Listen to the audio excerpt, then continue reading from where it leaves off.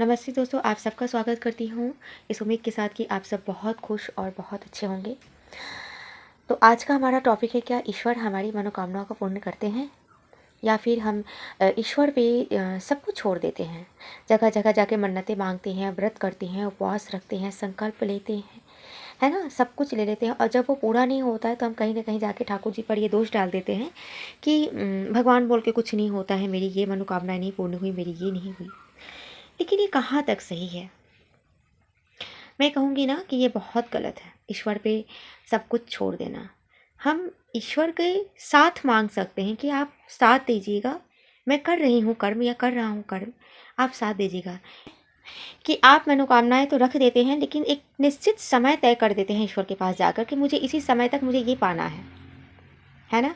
भगवान को आप गलत समझने लगते हैं या फिर आप उम्मीद छोड़ देते हैं भगवान से कि मिलेगा, और उम्मीद जैसे ही छोड़ देते हैं, मान लीजिए कि मिलने के करीब में आ गए और वो उम्मीद जो आप छोड़ के बैठ गए उसी दिन आपको शायद मिलने वाला था। तो ये दो चीज़ होती है जब भगवान के पास आप कोई भी मनोकामनाएं किसी प्रकार की कुछ भी अगर आप रखें, तो पहली बात कि आप उम्मीद ना छोड़ें, अंत तक उस उम्मीद को रखें, ज़रूर पूरा होगा। दूसरी बात कि आप भगवान पर सब कुछ मत छोड़ें, कर्म आपको करना ही पड़ेगा। भगवत गीता में आप कहीं भी नहीं देखे हैं, आप देखे हैं कृष्ण ने कोई अस्त्र उठाया था? उन्होंने सिर्फ शिक्षा दिया था, ज्ञान दिया था जीवन का। उन्होंने अर्जुन का होकर कोई भी कर्म नहीं किया था। कर्म अर्जुन किए थे, हाँ साथ वो दिए, जहाँ जहाँ ज़रूरत लगा। अर्जुन साथ मांगे भी नहीं थे लेकिन वहाँ वहाँ भगवान कृष्ण ने उन्हें साथ दिया। तो इस भगवत गीता का जो ये पूरा जो महाभारत का जो ये चैप्टर है, युद्ध का जो 18 दिन तक जो युद्ध चला, इससे हम ये सीखते हैं ना कि ईश्वर हमेशा मेरे साथ रहते हैं, हमारे साथ रहते हैं। लेकिन अगर हम ये उम्मीद करेंगे कि ईश्वर आपका होकर कर्म कर देंगे तो ये गलत बात है। तो दूसरी बात है, आपको कर्म तो करना पड़ेगा। और तीसरी बात कि आपको अपना समय निश्चित नहीं करना। आपको कुछ भी चाहिए तो आप ईश्वर के पास रख सकते हैं, मनोकामनाएं मांग सकते हैं, संकल्प ले सकते हैं, कुछ भी कर सकते हैं, लेकिन आप वो भगवान पर छोड़िए। आप अपने ऊपर विश्वास रखिए, भगवान पर विश्वास रखिए और समय को ना निश्चित मत कीजिए।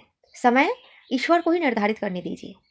मैं ऐसा क्यों कह रही हूँ, आप अच्छे से समझिएगा कि एक बच्चा अगर आपसे किसी प्रकार की जिद कर रहा है, या फिर जब आप बच्चे थे अपने माँ बाप से जिद कर रहे थे, तो क्या आपके माँ बाप सारी इच्छाओं को पूर्ण करते थे?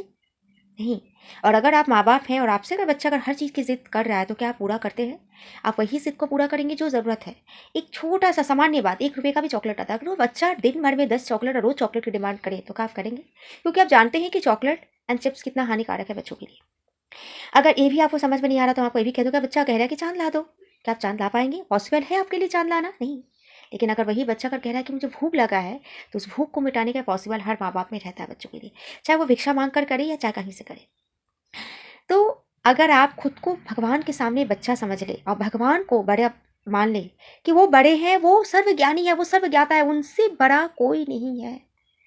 मतलब आप जितनी भी बड़े हो जाए, आजकल के लोगों में क्या है ना कि थोड़ा सा मतलब बुद्धि थोड़ी आ जाने पे इंसान ना अपने आप को बहुत बड़ा समझने लगता है, लेकिन हम कुछ नहीं होता, हम शून्य हैं। और शून्य का महत्व तभी होता है जब उसमें संख्या ऐड होती है। तो हम शून्य हैं और ईश्वर वो संख्या है।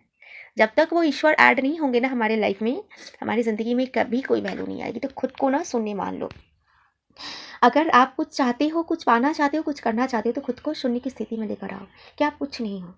भगवान को ही बड़ा रहने दो क्योंकि वो सब जानते हैं, सब कुछ जानते हैं। हम कुछ नहीं जानते हैं, हम कुछ नहीं है। हम तो बस अपने ये चंद दिनों की बातें जानते हैं, चंद दिनों की ज़िंदगी जानते हैं और हमसे में कह देते हैं कि हम तो बहुत अच्छे, अगले जन्म में हमने क्या पाप किया कोई जानता है? वो जानता है। लेकिन क्या ये सोचकर हम ईश्वर के पास कोई मनोकामना नहीं मांगे? क्यों नहीं मांगे, ज़रूर मांगे। ये हमारा तो हक है, ये हमारा अधिकार है, ये हमारे कंट्रोल में है। लेकिन मिलना या ना मिलना हमारे कंट्रोल में नहीं है, वो ईश्वर के कंट्रोल में, वो उन्हीं को निर्धारित कर दीजिए। लेकिन एक कंट्रोल जो सबसे महत्वपूर्ण है, जो भगवत गीता में ईश्वर ने हमेशा कहा है, वह कर्म। कर्म आपके कंट्रोल में। आप कर्म कितना अच्छा कर सकते हो, कितना यूनिक कर सकते हो, कितना भरपूर मज़ेदार कर्म कर सकते हो, ये पूरा आपके ऊपर है। और वो गाइडेंस अंत कहाँ से आएगा? इस अंतरात्मा से। यहाँ से गाइडेंस आएगा कि आपको कैसे कर्म करना है, क्या करना है, किस तरह से करना, अंदर आत्मा से हमेशा आएगा।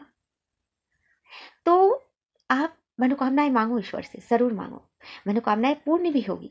लेकिन मैं यहाँ पे एक चीज़ और बताना चाहूँगी कि मनोकामनाएं कैसे मांगना है, ये भी हर व्यक्ति को निर्धारित करना पड़ता है। कि आपके पास एक साइकिल की क्षमता नहीं है और आप मांग रहे हो लाखों की गाड़ी। तो पहले साइकिल तो आप ले लो, है ना, फिर बाइक या स्कूटी, फिर फोर व्हीलर। आपके पास खाने की क्षमता नहीं है, मतलब आज रात तो खा लिए, कल क्या खाओगे उसके पास आपके पास कोई किनारा नहीं है। आप भगवान से मनोकामनाएं करो, भगवान मेरे पास अपना घर होता, या फिर भगवान मुझे ना बिरयानी मिलता, या फिर मैं इस रेस्टोरेंट में खाना खाने जा सकता या जा सकती। कैसे पूरी होगी ये? आपके पास तो खाने की क्षमता नहीं है, दो रोटी की क्षमता नहीं, तो पहले दो रोटी का बंदोबस्त की मनोकामनाएं करो, वो मांगो। यानी मनोकामनाएं भी ना हम कभी कभी हर इंसान ना क्षमता के बाहर मांग लेते हैं, जो पॉसिबल ही नहीं है।